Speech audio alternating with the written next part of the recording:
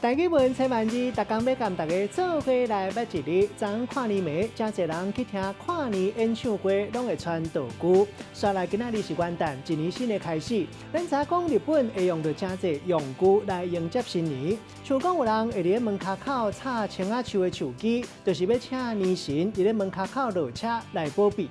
今仔日要甲大家小解这一日，就是句用句的句，读歌舞句第7条。现代字典写讲句是读文音，古早台语字典解说这个句做动词有必办的意思，或者是讲有的意思。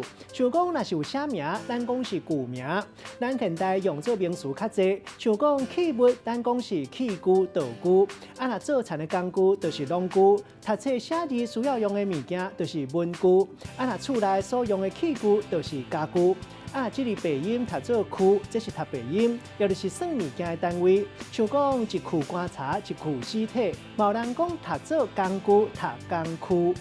带大家做伙来小解这两个词。头一个读做器具，也就是用具；第二个词读做具体，意思就是实在、实体、存在，不是抽象的。咱用一句话来举例，甲这两个词合做伙。